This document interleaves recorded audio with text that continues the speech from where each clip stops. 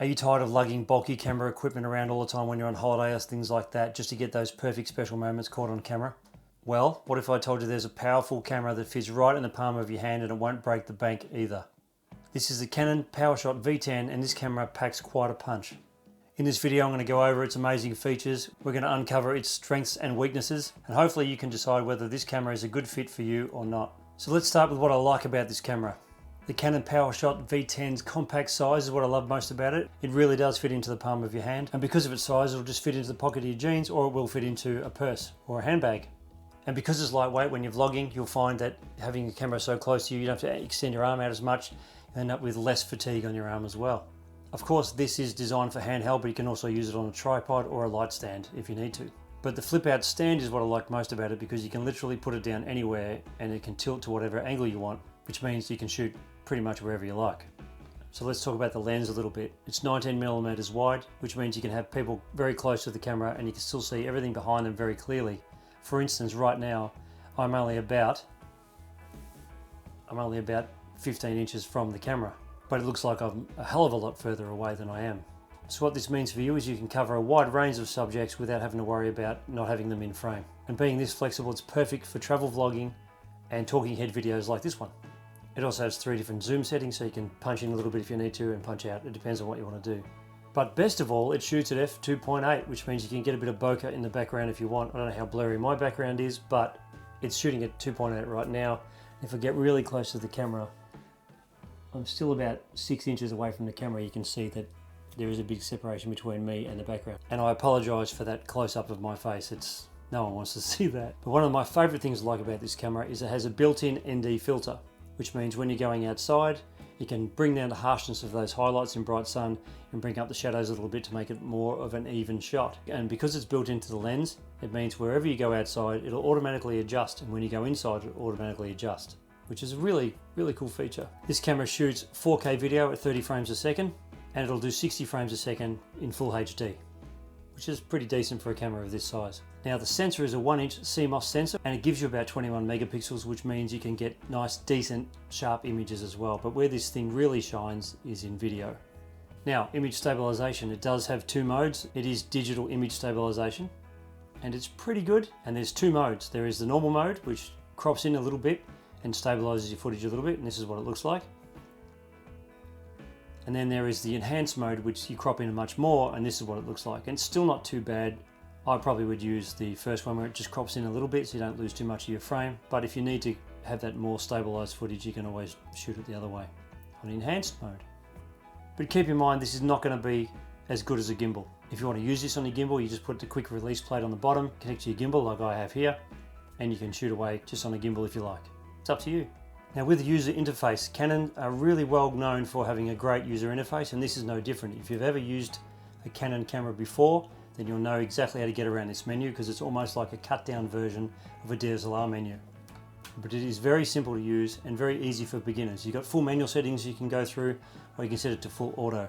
But the other big bonus I like is you can stop and start the video from just pressing the big red button on the front of the camera. You can also control this camera using Canon's Camera Connect via your smartphone, so you can do it that way as well. But I haven't really thought that was a need for this camera, especially since you can hold it so close and just press the button. But it's good to have that feature there if you need it.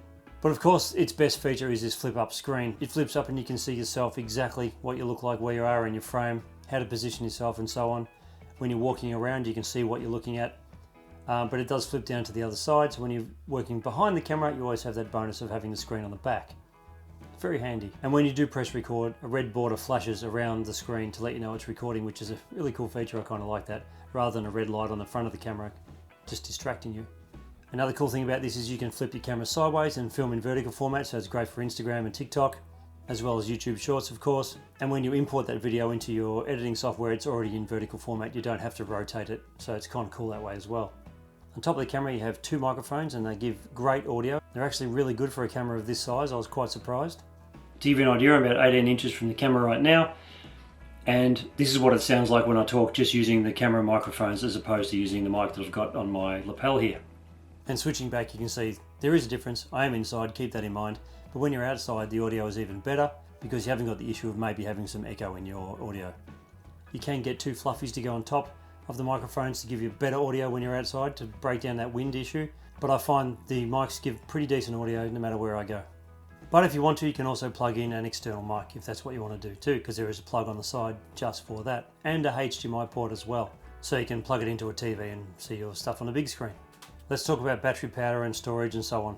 It has an internal battery that will record for up to an hour. But if you're filming in 4K or using a smooth skin feature, which makes you look smoother in the skin, obviously, than normal, if you are using those two functions, your recording time will drop dramatically. But if you're filming in full HD, you should get an hour out of your camera. Type of memory card it takes is a micro SD. Don't be mistaken thinking it's a full SD card, because it's not, it's micro. But if you don't want to use battery, you literally can plug the USB-C cord to an adapter and plug it into a wall, and you can run this off power, which means you can record all day long as your SD card doesn't fill up. You can also use that same USB-C port to plug it into your computer, and this camera will double as a webcam. You don't need any extra software. You can use Windows software. It'll pick it up and detect it as a webcam, and you literally can use this camera as a webcam as well.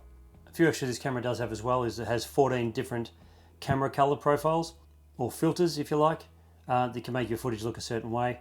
They're kind of like Instagram filters, so they're not something that I would use, but if you want to use them, they're built to the camera already. Alright, let's talk about what I don't like about this camera, the things that bug me most about this camera. Number one is the built-in battery.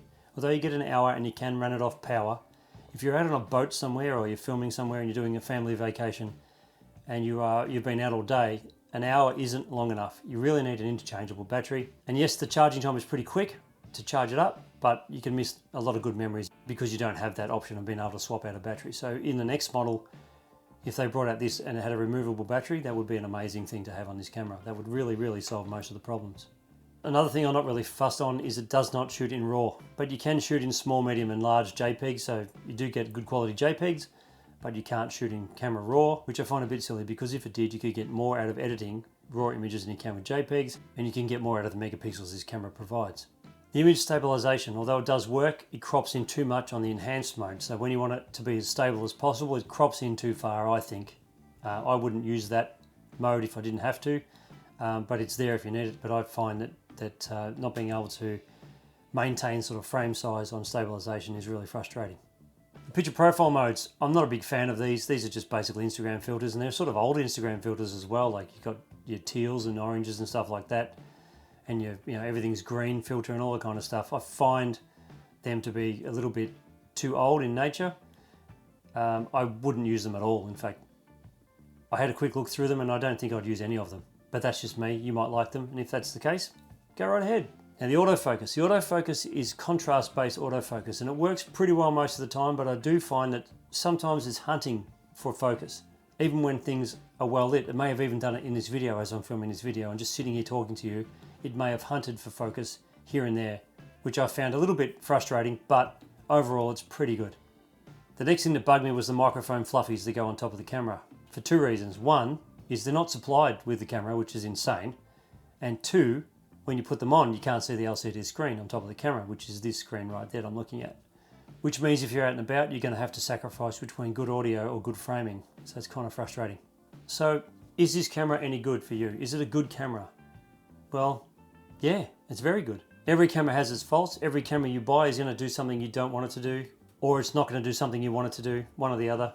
You're always going to have that problem with every camera you buy, whether you buy Sony, Canon, Nikon, whatever. They're always going to be something that it doesn't have that you need it. But at a price point of $399 US at the moment, and with all the features you actually get with this camera, it is better than carrying around a phone and using a phone. I know you're carrying around a phone anyway, but I find that this is just much more fun to use than having a phone. But it kind of looks like a flip-up phone of the 2000s. It's not going to make people look at you because it's so small in your hand. So I think it's a great camera. I don't regret buying it at all. I do love this camera. I'm glad I bought it, and I'm also glad that I bought an Avata drone earlier in the year, even though the Avata 2 has come out. And I've also done a comparison video between the Avata and the Avata 2, and that's right here. So click on that, and I'll see you over there. Thanks for watching.